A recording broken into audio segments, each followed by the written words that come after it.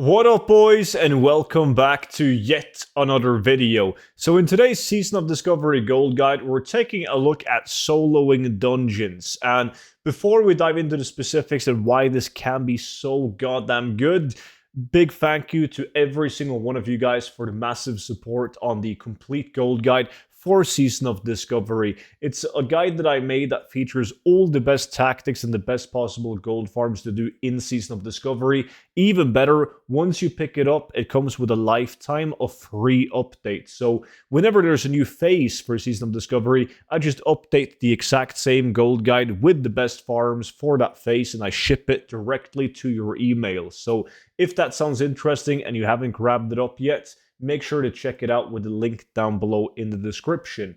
But in today's video, we're taking a look at the dungeon Uldaman, which has been highly requested by you guys. And I decided to give it a more normal approach, where you pretty much just go through the dungeon, killing like each pack after each pack. Like there's no AoE or no anything, because I wanted to see how viable it was if you could do it like on every single toon. So you don't need to rely on playing like a trap hunter or a mage and doing these wild like AoE farms in order to do it. I just wanted to go in there and pull the mobs either solo, duo, or like 3 mobs at the same time and see how easy it would be. And I was kind of surprised. I really liked doing this, and even though, yes, I do play in a hunter, but it was extremely easy, so you can definitely do this without playing a hunter as well. You just got to be careful with not pulling too many mobs. But it was fun in the regards that the mobs, they drop mostly silk cloth at the beginning of the dungeon,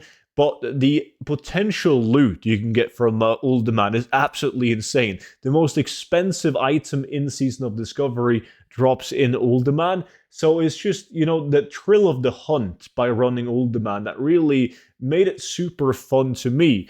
And also, you're in a dungeon killing elite mobs, and you probably recall it if you did SM dungeon leveling. Like the elites inside dungeons, they drop a lot of green items. So I think in my first run, I got like 5 green items, 4 or 5 green items, as well as getting a blue item. Now, I didn't get a good blue item, it's only 6 gold, but you do have the potential to getting like absolutely insane blue items.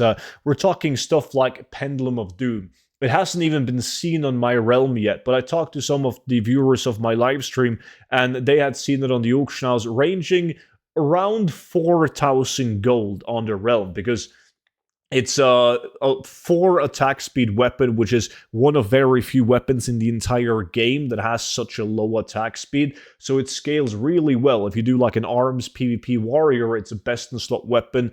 Also, the chance on hit is also absolutely great. And there's also other items, like you have the Beacon of Hope, which is sitting at roughly 100 gold. You have these legs at 50 gold, bracers for 100, unearthed bands depending on what role they have on them, but also relatively good. I happen to get the absolute worst one, like typical my luck. I got the absolute worst one. Shoulders haven't been seen on my auction house. Head for 34 gold.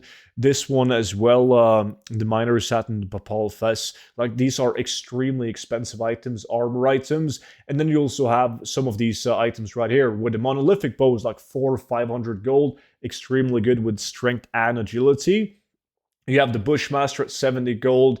The Digmaster is level 40 weapon, relatively decent. But yeah, you guys get the idea. There's a lot of super expensive items in Uldaman where the holy grail is the Pendulum of Doom. Now, I said that I was doing it the original way of farming it by just killing like each pack after each pack. But that being said, if you do play a hunter, though, limited to hunters, Nature TV's made a very interesting video on how he was able to just pull the entire dungeon in 2 pulls playing a hunter, basically just controlling his pet, pulling the dungeon, and then due to the fact that you have unlimited mana playing a hunter with the aspect of Viper on, you can place down your traps and just constantly kite them. Like, it's insanely easy whenever you're about to die in this dungeon as well, or if you don't want to get hit by the mobs, to just go up on like the edges, and the mobs will have to run an entire different path in order to reach you. So using these edges right here